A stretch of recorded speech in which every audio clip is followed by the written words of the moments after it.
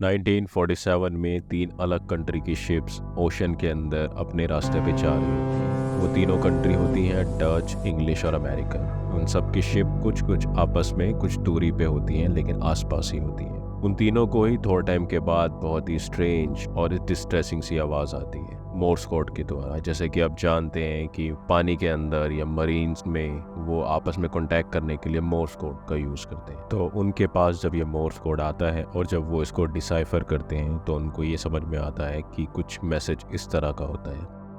उस शिप के ऊपर कैप्टन से लेके सारे स्टाफ से लेके और पूरे शिप पे हर कोई मर चुका है। और इस शिप के जाके देखो कि इसके अंदर क्या है। जिस शिप की ये बात हो रही है उस शिप का नाम होता है एसएस ओरंग मेडान। एसएस ओरंग मेडान से जो फाइनल मैसेज, एक लास्ट मैसेज अमेरिकन शिप के पास आता है, वो मैसेज ये होता है, ओनली 2 words, आई डाई। तो तीनों कंट्री की शिप्स आपस में कोऑर्डिनेट करके एक फाइनल कोऑर्डिनेट सेटल करते हैं और एक ट्रायंगल बना के उस शिप की तरफ ओरंग मेडान की तरफ पिन पॉइंट करते हैं। ये जगह होती है मलेशिया और सिंगापुर के बीच का एक एरिया जिसका नाम होता है मलाका। जो अमेरिकन शिप होता है उसका नाम होता है silver star. Silver star ship की तरफ से उसके कैप्टन की तरफ से कई बार मैसेज फॉरवर्ड किया जाता है एसएस ओरंग मेडान को। आफ्टर सो मेनी अटेम्प्ट जब ओरंग मेडान की तरफ से कोई मैसेज रिवर्ट नहीं आता है तो इनको लगता है कि इन्हें खुद जाके तीनों शिप्स को जाके वहाँ पे चेक करना चाहिए कि आखिर वहाँ पे हुआ क्या है। तो ये तीनों शिप्स अपने लोकेशन की तरफ आगे बढ़ने लगती है। तो कुछ घंटे के बाद जब तीनों शिप्स एसएस ओरंग मेडान के आसपास पहुंच जाते हैं तो कुछ किलोमीटर्स की दूरी से इनको दिखता है कि ओरंग मेडान वहां पे दिख रही है ओशन के अंदर। लेकिन ये समझ जाते हैं कि ओरंग मेडान एक काफ़ी पुराना शिप है और धीरे धीरे वो पानी की तरफ सिंक होने लगता है, which was not a good message for them. तो यहाँ सबसे पहले जो शिप पहुंचा हुआ होता है वो होता है सिल्वर स्टार। तो सिल्वर स्टार के जो कैप्टन होते हैं उनका सबसे पहला कंसर्न ये होता है कि ये चीज़ देख के बहुत ही ज़्यादा ईरी है, क्योंकि डूबते हुए जहाज़ के आसपास आपको अक्सर वहाँ के स्टाफ और जितने भी लोग हैं वो डेफिनेटली पानी के अंदर दिखेंगे, हेल्प मांगते हुए, चिल्लाते हुए या किसी भी तरह कोई फायर शॉट यूज़ करते हुए। लेकिन बहुत ही अमेजिंगली, बहुत ही अजीब तरीन तरीके से वहाँ पे कोई भी नहीं होता और वो शिप बिल्कुल डिजर्टेड है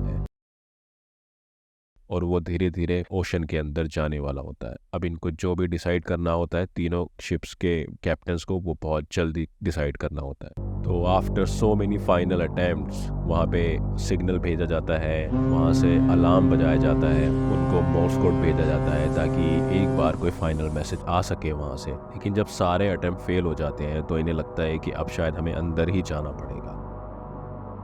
और उस शिप की हालत देख के इनको ये तो पता था कि वो बहुत ही कुछ टेरिबल सा विटनेस करने जा रहे हैं। तो जब ये लोग उस शिप की तरफ जाते हैं तो सिर्फ समुंदर के अंदर डेड साइलेंस है, समुंदर का अपनी दहशत है और लहरें बहुत ज़ोरों से ऊपर आ रही हैं। फाइनली ये लोग उस डेक की तरफ पहुंचते हैं। डेफिनेटली इन्होंने एक्सपेक्ट किया था कि लाशें तो होंगी वहाँ पर, लेकिन जो उन्होंने बिल्कुल भी एक्सपेक्ट नहीं किया था वो ये कि सारी की सारी लाशें एक ही पोजीशन में दिखती हैं। वो पोजीशन कुछ इस तरह होता है कि सब जमीन पे गिरे हुए होते हैं, हाथ ऊपर की तरफ होता है उनका, जैसे वो किसी चीज़ को रोक रहे हैं। इवन वहाँ पे इंसान तो इंसान की भी यही पोजीशन होती है जो डॉग उनको मिलता है। इसका मतलब ये है कि वो सीलिंग की तरफ देख के बड़ी आंखों में दहशत है और ऐसा लग रहा था कि आखिरी मोमेंट पे वो किसी से अपना बचाव कर रहे हैं। ये देख के उन लोगों को बहुत डर लगता है। जो इकलौता पर्सन उनको मिलता है जो उससे अलग पोजीशन पे होता है वो बंदा होता है जिसने इनको फाइनल मैसेज भेजा होता है। वो उस डिफेंडिंग पोजीशन में ना होके उसकी उंगलियां अभी भी उस मशीन पे रखी हुई होती हैं जिस मॉर्स कोड या फिर मशीन से वो लोग बात कर सकते थे, कॉन्टैक्ट कर सकते थे, जो कि हर शिप के अंदर होता है।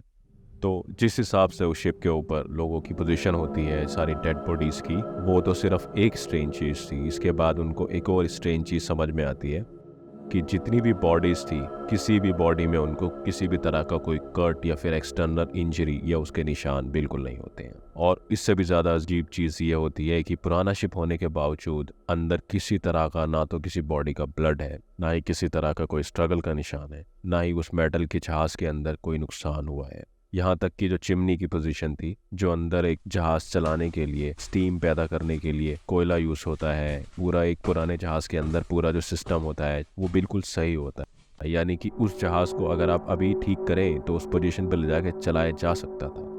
इन सब के बाद ये लोग हर चीज़ को बिना टच किए वहाँ से निकल जाते हैं और ये लोग डिसाइड करते हैं कि हमें आगे करना क्या है। वो सिल्वर स्टार के जो क्रू मेंबर्स होते हैं और बाकी 2 शिप के भी, वो जैसे ही निकलने की सोचते हैं, वो देखते हैं कि एसएस औरंग मैदान की तरफ से बहुत बड़ा धुआं आ रहा है एक तरफ से। वो सोचते हैं कि हम इसको किसी तरह से बंद करें, ख़त्म करें, लेकिन वो ये सोचते हैं कि ये जहाज़ ऑलरेडी सिंक होने वाला है, तो इससे इसको अबॉर्ट करना ज़्यादा समझदारी रहेगी। और ये सच में यही था। जैसे ही वो लोग 1 सेकंड पहले जहाज से निकलते हैं, एकदम से जहाज के अंदर बहुत तगड़ा ब्लास्ट होता है। जहाज के परखच्चे उड़ जाते हैं और यहाँ तक कि उसका एक बहुत ही बड़ा हिस्सा जहाज का जंप करके थोड़ा ऊपर पानी से ऊपर जाता है और उसके बाद पानी के नीचे जाता है और एक बहुत बड़ी लहर जाती है पानी के प्रेशर से, इसके नीचे जाने से, और धीरे धीरे करके वो दोनों हिस्सों में जहाज सिंक होके नीचे चला जाता है।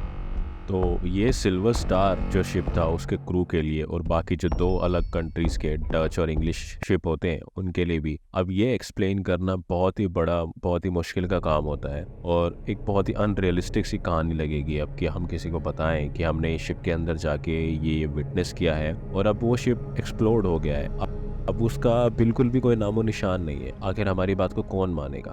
तो ये तो है जो चीज़ सुनाई दी थी। अब इसका एक बहुत ही क्रिटिकल आंसर है या फिर क्रिटिकल थ्योरी है जो आज तक सबसे ज़्यादा बिलीवेबल है। तो क्रिटिकली ज़्यादातर लोग का ये मानना है कि ये सिर्फ एक अर्बन लेजेंड है और ये बहुत सारी चीज़ों को छुपाने के लिए बनाया गया है। लोगों का कहना है कि इवन अगर आप डॉक्यूमेंट्स देखें, औरंग मैदान जो जहाज़ है वो कहीं भी रजिस्टर्ड ही नहीं था।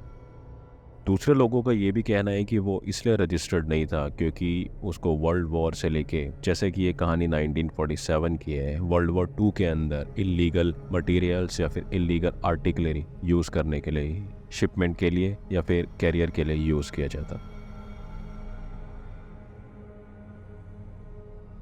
मेरा नाम मैक है। मैं 2016 में एक हाइक के लिए गया था, एक ऐसी हाइक जो मैं ज़िंदगी में कभी नहीं भूल सकता। मैं एक इन्वेस्टमेंट बैंकर हूँ वॉशिंगटन के एक बड़े बैंक, लेकिन मुझे नेचर के करीब रहना बहुत पसंद है। हालांकि मैं दुनिया की सबसे बिजी शहर में से एक में रहता हूँ, बहुत ज़्यादा पैसे कमाता हूँ, लेकिन मैं टाइम टू टाइम अपना टाइम नेचर को और वाइल्डनेस को देता हूँ क्योंकि मुझे फील होता है कि वो ही सबसे ज़्यादा रियल चीज़ है और मुझे अकेले में टाइम बिताना बहुत अच्छा लगता है। मैं वाइल्ड इस जगह पे जाके, नेशनल पार्क में जाके हाइकिंग करता हूँ, ज़्यादातर अकेले। 2016 में जब मैं अपनी जॉब से बहुत ज़्यादा हेक्टिक हो गया था कुछ टाइम के लिए, उसके बाद मैंने सोचा कि मैं किसी भी रैंडम नेशनल पार्क के अंदर जाऊंगा और कुछ दिन के लिए अकेले रहूंगा। मैं अपनी जीप के अंदर अपना सामान पैक करता हूँ, वहाँ से निकल के जाता हूँ, अपनी चीज़ें अनपैक करके अपना टेंट लगाता हूँ और अब मैं वॉशिंगटन के एक आइसोलेटेड नेशनल पार्क के अंदर अकेला हूँ। मेरी गाड़ी बहुत पीछे छूट गई है और अब मुझे टेंट लगाना है। तो जब मैंने अपना टेंट लगा लिया था और मैं सोने के लिए तैयार था, मैंने अपने टेंट के थोड़ी दूरी पे एक छोटा सा बॉनफायर किया हुआ था। मैं एक बुक पढ़ रहा था और जब अंधेरा एकदम घुप हो गया था जंगल में, जब बिल्कुल डार्कनेस थी और थोड़ी थोड़ी दूर से जानवरों की आवाज़ आ रही थी, तो मुझे लगा कि अब मुझे लाइट बंद करके सो जाना चाहिए। और वैसे भी इतनी रात को लाइट जो होती है या किसी तरह की आवाज़ वो जानवरों को अट्रैक्ट करती है और बहुत रात को आप सस्पिशियस होना वाइल्ड में, उनके घर पे कोई भी जानवर हो सकता है वहाँ पे और एक्चुअली में वो उस जानवर का ही घर है, यहाँ पे मैं मेहमान हूँ, तो मैं उनको अट्रैक्ट नहीं करना चाहता था। तो मैंने सोचा कि उनको डिस्टर्ब ना करके मैं सो जाऊँ। मैंने सारी लाइटें बंद करी, मैं सोने के लिए चला गया। 2 घंटे के बाद मेरी नींद थोड़ी सी डिस्टर्ब होती है जब मैं देखता हूँ कि वहाँ पे मेरे टेंट के बस थोड़ी दूरी पे थोड़ी अजीब सी आवाज़ आ रही है। पहले मुझे लगता है कि ये किसी जानवर की आवाज़ है, लेकिन जब मैं टेंट का जिप हल्का सा नीचे करता हूँ और अपनी गर्दन बाहर निकालता हूँ और मैंने टॉर्च से जब वहाँ पे लाइट मारी तो आसपास कोई भी नहीं था, लेकिन ऐसा लग रहा था कि फुट स्टेप्स मेरी तरफ अप्रोच कर रहे हैं। मुझे थोड़ा सा ध्यान देने पे लगा कि शायद ये कोई जानवर है, लेकिन थोड़ी दूर के बाद मैंने देखा कि ये शायद जानवर नहीं है, ये शायद कोई इंसान है। मैंने अपना टेंट का जिप नीचे किया, बंद किया, अंदर आ गया और मैं बैठ के एक टॉर्च हाथ में लेके वेट करने लगा। मैंने टॉर्च की लाइट बंद कर दी। मैंने देखा कि एक फुट स्टेप अप्रोच हुआ। मेरे टेंट के चारों तरफ अब कोई है। ये काफ़ी डरावना सा माहौल था। ये कोई भी हो सकता है कि कोई लुटेरे हो, क्योंकि ये मेरा इस कैंपिंग में पहला दिन है। हो सकता है किसी ने मुझे फॉलो किया हो। मैं पूछने की कोशिश करता हूँ, कोई है? ऑफ कोर्स, अगर वो जानवर ना हो के इंसान होगा तो मुझे जवाब ज़रूर देगा। उसकी तरफ से कोई आवाज़ नहीं आती। मेरा डर थोड़ा सा और बढ़ जाता है कि क्या पता ये इंसान ना हो के कोई जानवर हो और ये मुझे मार डाले। थोड़ी देर के बाद वो आवाज़, वो चलने की आवाज़ चली जाती है कि जैसे कोई दोबारा पेड़ों के अंदर, पेड़ों की तरफ कोई जा रहा है। मुझे थोड़ा सा सुकून होता है कि चलो मैं कम से कम सो तो सकूंगा। मैं सोने लगता हूँ। आधे घंटे के बाद वो आवाज़ दोबारा से अप्रोच करती है। इस बार ऐसा लग रहा था कि पत्ते हिल रहे हैं और शायद पत्तों के बीच से कोई जानवर आ रहा है।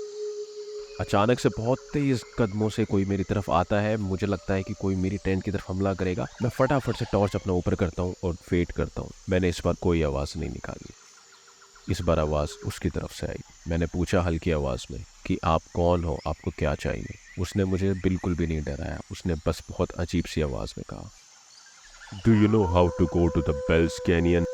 मैंने कहा कि मुझे समझ नहीं आया, आप मुझसे क्या चाहते हैं। उसने दोबारा से अपनी उसी भारी आवाज़ में कहा, do you know how to go to the Bells Canyon. अब मुझे उससे बात करने में काफ़ी अनकंफर्टेबल लग रहा था। मुझे लग रहा था कि शायद हो सकता है वो थोड़ा सा अटैकिंग हो जाए, और मेरे पास कोई ख़ास गैजेट भी नहीं था सिवाय एक राइफ़ल के, जो पता नहीं इस टाइम पे काम करे या ना। हो सकता है कि उसके पास भी कोई हथियार हो जो मुझ पे हमला ही कर दे। तो मैंने चुपचाप बैठना समझदारी समझा। थोड़ी देर के बाद मैंने देखा कि उसके फुटस्टेप की आवाज़ आ रही थी और वो दोबारा जा रहा। इस रात डेफिनेटली मेरी नींद काफ़ी बार खुली, लेकिन अब बाहर कोई भी नहीं था। मैं सो भी नहीं पाया। किसी तरह अगले दिन उठा। फिर मैंने कहा कि चलो जंगल में थोड़ा और अंदर जाते हैं, इस टेरिटरी से थोड़ा सा आगे। तो मैं दिन भर हाइक करके लगभग 7-8 किलोमीटर आगे जाके मैंने अपना टेंट लगाया। अब ये जगह थोड़ी अलग थी। यहाँ पे एक रिवर था पास में। मेरा टाइम बहुत अच्छा बीत रहा था। अब मैंने डिसाइड किया कि चलो यहाँ पे बैठ के कुछ बुक्स पढ़ते हैं और अपनी लाइफ के बारे में कुछ सोचते हैं, और चलो अब यहीं पे सो जाते हैं। मुझे कल रात का हॉन्टिंग अभी भी थी, लेकिन नींद इतनी ज़्यादा थी कि मुझे उसके बारे में सोचने का टाइम ही नहीं मिला। मैंने फटाफट से सब कुछ बंद किया, सोने की तैयारी करी और मैं सो गया। मैंने 2-3 घंटे की नींद ली उसी टाइम पे। फिर आधी रात के टाइम पे मुझे कल की तरह ही आवाज़ आई कि जैसे कोई मेरी तरफ बहुत तेज़ी से अप्रोच कर रहा है। मैं फिर घबरा गया। मैंने फिर धीरे से अपना टेंट का जिप धीरे धीरे ऊपर किया और मैंने टॉर्च लाइट चलाई और चारों तरफ देखा। मुझे कोई भी नहीं दिखा। मैंने लाइट बंद करी। मैं जैसी जिप नीचे करने वाला था, अचानक से कदमों की आवाज़ बहुत तेज़ से आई और फिर मुझे पैरों की अप्रोच आई कि कोई मेरे सामने आ रहा है, जो कल आया था। इस बार मैंने कुछ भी नहीं बोला। उसने फिर से दोबारा अपनी उस अजीब सी आवाज़ में बोला, do you know how to go to the Bells Canyon. मैं बहुत डर गया। मैंने उसे कुछ भी नहीं बोला। हालांकि मुझे ये पता था कि ये रात भी मैं सो नहीं पाऊंगा। लेकिन इस रात के बाद पूरी रात मेरी नींद फिर से 3-4 बार खुली, और जब मैंने टेंट के लाइट ऊपर किया तो मैंने देखा कि बाहर अभी भी वो वहीं पे खड़ा हुआ था। मैंने सिर्फ उसके पैर देखे, जो कि पतले थे और लंबे थे। मैंने अपना टेंट का जिप बंद किया। इस बार मैंने ये समझदारी की थी कि मैंने टॉर्च बाहर की तरफ लाइट नहीं की हुई थी। मैं बिल्कुल भी अटेंशन नहीं देना चाहता था और ना ही उसको ट्रिगर करना चाहता था किसी भी तरह। थोड़ी देर के बाद उसने फिर मेरे चारों तरफ चक्कर लगा के दोबारा मुझसे यही पूछा, do you know how to go to the Bells Canyon. मैंने फिर कुछ भी नहीं बोला। किसी तरह मैं इस रात 2-3 बार जाग के सो के फाइनली सोया। सुबह उठा। मैंने इस बार फिर 10 किलोमीटर आगे की अगले हाइक की, और मुझे इस बार भरोसा था कि वो कम से कम यहाँ तो नहीं आएगा, क्योंकि लगभग मैं जंगल के दूसरे हिस्से में आ गया, एकदम अलग जगह पे। मेरी कार वगैरह बहुत दूर छूट गई। लेकिन शायद ये मेरी बड़ी भूल थी। इस रात भी सेम इंसिडेंट हुआ। इस रात भी फुट स्टेप अप्रोच हुए। मैं घबरा के जिप ऊपर किया मैंने टेंट का। मैंने लाइट ऑन नहीं की। लेकिन अब तो जैसे जीने मरने का सवाल था। अब मुझे लगा था कि यहाँ से मैं कहाँ ही भागूंगा। अगर कोई दिन दहाड़े मुझे 10 किलोमीटर दूर तक फॉलो कर सकता है तो मैं उससे बच के कहाँ ही जा सकता हूँ। और यहाँ पे मेरे पास हेल्प के लिए कुछ भी नहीं है। वो दोबारा आया और उसने फिर लास्ट में यही सवाल किया, do you know how to go to the Bells Canyon. मुझे कुछ समझ नहीं आया कि मुझे क्या करना चाहिए। किसी तरह ये रात निकली। मेरे साथ कोई नुकसान नहीं है। अब मैं यहाँ से वापस अपनी कार की तरफ निकलने लगा। अजीब बात ये थी, डेफिनेटली मैंने अपनी कार बहुत दूर पार्क की हुई थी। मुझे एक रात और बिताना था। किसी तरह वो आखिरी रात भी बीती और मैंने अपनी जीप के अंदर सामान रखा और वहाँ से चला गया। जब तक मैं वॉशिंगटन में अपने घर नहीं पहुँच गया था मुझे चैन नहीं मिला। मैं चाहता था कि मैं फॉरेस्ट गार्ड्स को या फिर नेशनल पार्क की जो पुलिस होती है उनको बताऊं, लेकिन मेरी हिम्मत ही नहीं हुई। फाइनली मैंने वॉशिंगटन में जाके अपना, मेरा एक फ्रेंड था जो कि शेरिफ काउंटी में था, मैंने उसे बताया। तो उसने मुझे बताया, उसने बोला कि मुझे हैरानी है कि तुमने 3 दिन ऐसे सर्वाइव कर कैसे ली। उसने बोला कि मुझे थोड़ा सा एक्सपीरियंस है वाइल्ड लाइफ का, लेकिन ये तो कुछ ज़्यादा ही हो गया था। उसने आगे पूछने के बाद मुझे 2 दिन के बाद बताया कि हाँ, वहाँ पे ऐसा एक क्रिएचर है और ये इंसिडेंट कई लोगों के साथ हो चुका है, और यहाँ तक कि कुछ लोग लापता भी हैं जो कभी वापस नहीं आए। तो तुम लकी थे।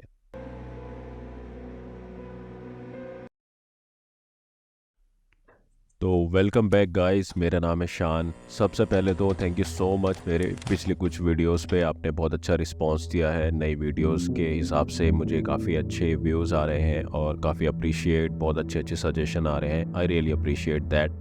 तो looking forward for my videos, मैं 3 अलग से कुछ अलग मिस्टीरियस वीडियोस लेके आया हूँ, 3 अलग स्टोरीज लेके आया हूँ। तो आप रिलैक्स होके बैठ जाएं, कॉफ़ी या चाय का मग हाथ में लें और बैठ के आराम से स्टोरी सुने रिलैक्स होके, आपको बहुत मज़ा आएगा।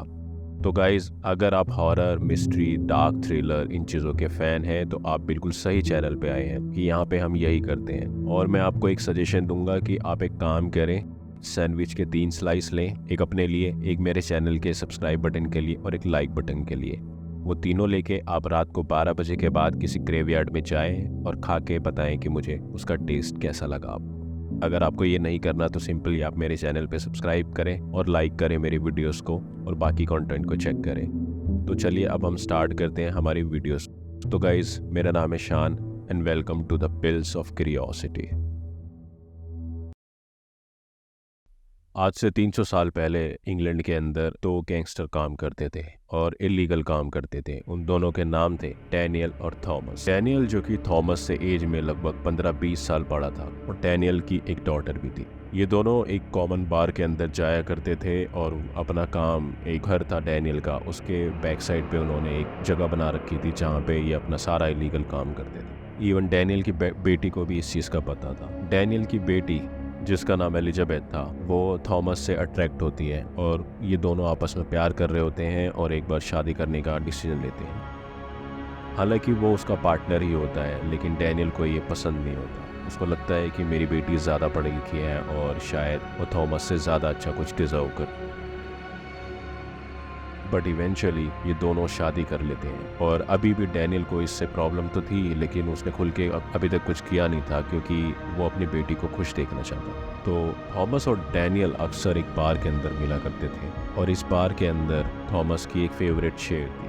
थॉमस हमेशा वहीं जाके बैठता था और बल्कि जैसा कि मैंने आपको बताया कि थॉमस और डैनियल दोनों ही गैंगस्टर थे। थॉमस थोड़ा सा सनक मिजाज का आदमी, वो अपनी चीज़ों से बहुत अटैच रहता था। तो बार के अंदर वो उस कुर्सी पे जिस पे वो बैठता था, वो किसी को भी बर्दाश्त नहीं कर सकता था, not even to the honours. और बार के ऑनर्स को भी ये चीज़ पता थी, तो ज़्यादातर टाइम थॉमस की ये चेयर खाली ही रहती थी।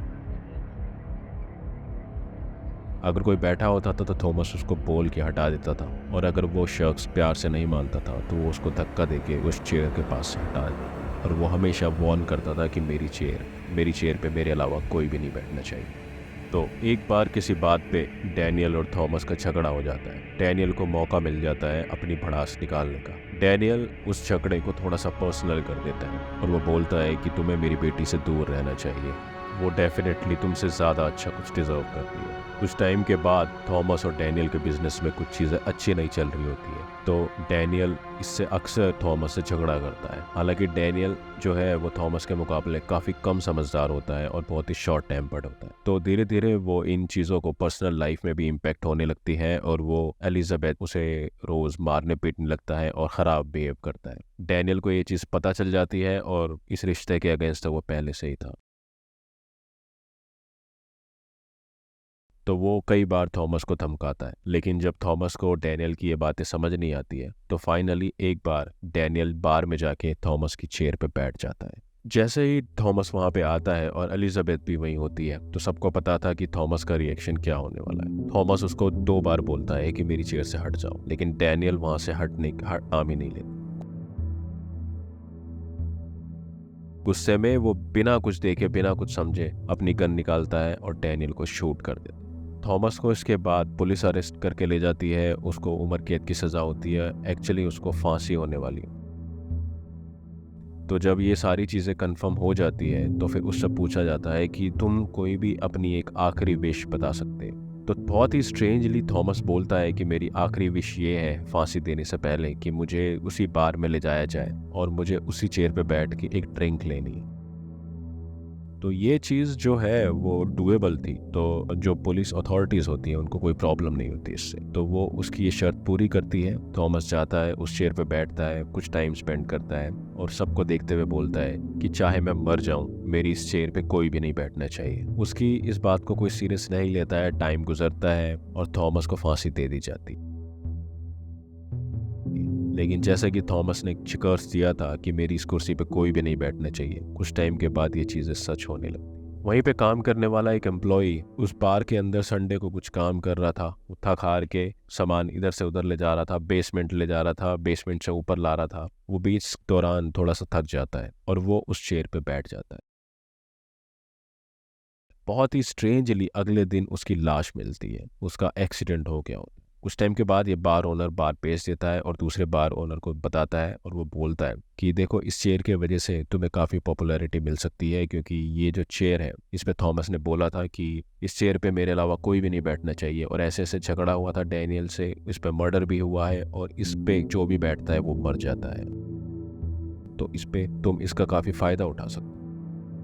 तो जो नया बार ओनर होता है उसको ये चीज़ तो समझ में आ जाती है कि हाँ, मैं इस चेयर की कहानी सुनाकर फ़ायदा उठा सकता हूँ। ज़्यादा इस चीज़ को सीरियसली नहीं लेता कि इस चेयर पे अगर कोई बैठेगा तो वो मर जाएगा। कुछ टाइम के बाद एक बार के अंदर एक कस्टमर आता है। वो कस्टमर जाके उसी चेयर पे बैठ जाता है। जब वो एक कहानी सुनता है और वो कहता है कि देखो, मैं इस पे बैठ गया हूँ, मुझे कुछ भी नहीं होगा। नए बार के ओनर को भी इसकी हिस्ट्री नहीं पता होती है जो कि बीती थी यहाँ। उसी शाम को बुखार लगने से उस शख्स की मौत हो जाती है।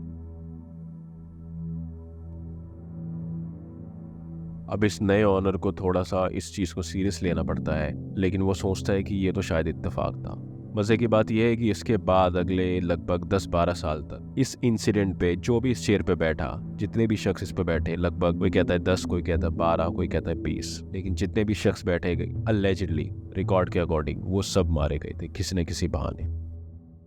तो फाइनली जब ये बार कई बार बिकता है, ये चेयर अलग अलग ऑनर्स के पास जाती है, ये स्टोरी रोटेट होती है, डेफिनेटली इस बार को फ़ायदा होता है। यहाँ पे भीड़ ज़्यादा आती है, लोगों को कहानी सुननी थी, लोगों को ये चेयर देखना था। लेकिन जब वो लोग इस मौत की कहानी सुनते हैं तो इस चेयर पे बैठने का जो एक्साइटमेंट है वो लोगों को कम हो जाता है। फाइनली आखिरी बार जिस बार ऑनर ने ये बार लिया था, उसने एक म्यूजियम से कांटेक्ट किया और उस म्यूजियम को ये चेयर दे दी, लेकिन उसने बोला कि मेरी एक शर्त होगी। आप जैसे जानते हैं कि म्यूजियम को तो इन तरह की चीज़ों की डिमांड रहती है, उनको चाहिए होता है ऐसी अजीब गरीब चीज़ें। तो म्यूजियम ये चेयर ले लेता है, लेकिन उस ऑनर की ये शर्त होती है कि इस चेयर को आप कम से कम 4-5 फुट ऊपर ले जाके रखेंगे ताकि इस पे कोई बैठे ना। आज भी आप इस चेयर को देख सकते हैं। ये चेयर फेमस है बसबी स्टूल चेयर के नाम से। तो सन 1700 में रखी गई नॉर्थ यॉर्कशायर के अंदर एक म्यूजियम के अंदर ये चेयर आप आज भी देख सकते हैं, और ये आज भी 4-5 फुट ऊपर ही रहती है ताकि इस पे कोई बैठ। तो गाइज़, ये थी आज की स्टोरीज़। आई होप आप लोगों को पसंद आई हो। आप लोग भी मुझे लिंक में जाके इंस्टाग्राम पे स्टोरीज़ भेज सकते हैं। तो गाइज़, वीडियो देखने के लिए बहुत बहुत शुक्रिया, और आई होप आप मेरी बाकी वीडियोस को भी चेक करेंगे और इसी तरह मुझे आगे भी सपोर्ट करेंगे। तो गाइज़, मेरा नाम है Shan and thank you so much you for watching Pills of curiosity.